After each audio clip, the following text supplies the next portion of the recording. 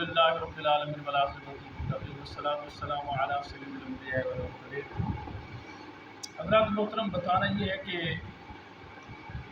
میں ایک مسجد کا امام ہوں، خطیب ہوں، اور اکثر محلے کے اندر فوتیں ہو جاتی ہیں، بڑے حضرات بھی فوت ہو جاتے ہیں، بچے بھی فوت ہوتے ہیں، لیڈیز بھی فوت ہوتی ہیں۔ تو جب بچے فوت ہوتے ہیں تو جب بچوں کا جنازہ پڑھانے کے لیے ہم جاتے ہیں تو وہاں پر لوگوں سے پوچھتے ہیں کہ کیا آپ کو نابالغ بچی کی دعا آتی ہے، نابالغ بچی کی دعا آتی ہے؟ تو اکثریت لوگوں کو پتہ ہی نہیں ہوتا کہ نابالغ بچی کی دعا کون سی ہے، نابالغ بچی کی دعا کون سی ہے۔ اور عجیب عجیب لوگوں کے خیالات ہوتے ہیں۔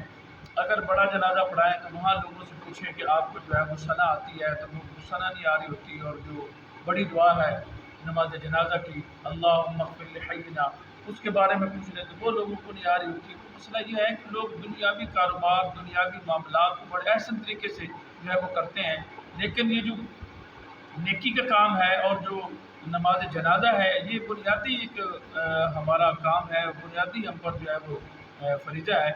تو اس کے لیے میں نے دیکھا ہے کہ لوگ توجہ نہیں دیتے۔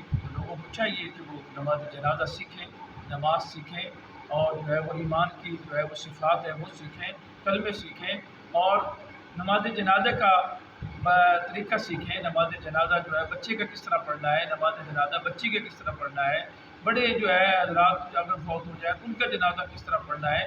تو لوگوں کے اندر بڑی کمیاں ہیں، لیکن لوگ سیکھتے نہیں۔ اگر کسی کو بات کرنی جائے تو وہ محسوس کر جاتے ہیں کہ ہمیں یہ کہہ رہے ہیں، اب ہم اتنے بڑے ہو گئے۔ تو اسلام کے اندر تو بڑا اور چھوٹے کا کوئی کنسیپٹ نہیں۔ جب تک اگر آپ کو علم نہیں آتا نماز کے بارے میں، نماز جنازہ کے بارے میں، اور یہ بنیادی علوم اگر نہیں ہے تو پھر انسان کی زندگی جو ہے وہ عجیب تر ہے۔ اس لیے ضروری ہے کہ نماز بھی سیکھی جائے، نماز جنازہ بھی سیکھا جائے، اور نماز جنازہ کے اندر نابالغ بچے کی نماز جنازہ بھی سیکھی جائے، نابالغ بچے کی بھی جو ہے وہ نماز جنازہ سیکھی جائے۔ اس میں کون سی دعا پڑھنی ہے، نابالغ بچے کی دعا کون سی ہے، نابالغ بچی کی دعا کون سی ہے، بڑوں کا جنازہ پڑھا جائے تو اس کی دعا کون سی ہے۔ تو یہ طریقہ ہے، پہلے ثنا پڑھتے ہیں، کون سی ثنا پڑھتے ہیں، درود شریف پڑھتے ہیں، کون سی دوسری تکبیر میں درود شریف پڑھتے ہیں، تیسری تکبیر میں جو ہے وہ ہم دعا پڑھتے ہیں تو وہ کون سی دعا پڑھتے ہیں۔ تو یہ اکثریت لوگوں کو پتہ نہیں ہے۔ اگر پتہ ہے کہ صحیح تو وہ دعا نہیں آتی، وہ اگر دعا آتی ہے تو پھر وہ لوگ خاموش کھڑے رہتے ہیں۔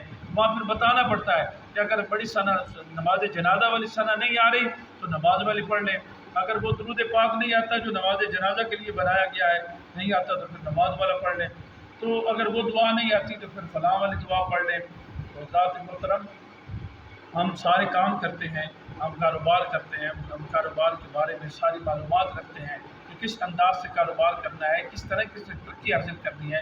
حضرات محترم، یہ دنیا میں رہ کر آخرت کی ترقی بھی تو کرنی ہے، اس کے لیے بھی ہمیں سیکھنا چاہیے، اپنے بچوں کو سکھانا چاہیے، اپنے بڑوں کو سکھانا چاہیے، اور اپنے مسجد کے امام سے جا کر قرآن بھی سیکھیں، نماز جنازہ بھی سیکھیں، نماز بھی سیکھیں، کلمے بھی سیکھیں، ایمان کی صفات بھی سیکھیں، اور جو فرض علوم ہیں وہ بھی سیکھیں، اور جو غسل کے فرائض ہیں وہ بھی سیکھیں، وضو کے فرائض ہیں وہ بھی سیکھیں۔ تو حضرات محترم، یہ بنیادی چیزیں ہیں۔ اللہ تعالی ہم سب کو جو ہے یہ تمام علوم سیکھنے کی توفیق عطا فرمائے۔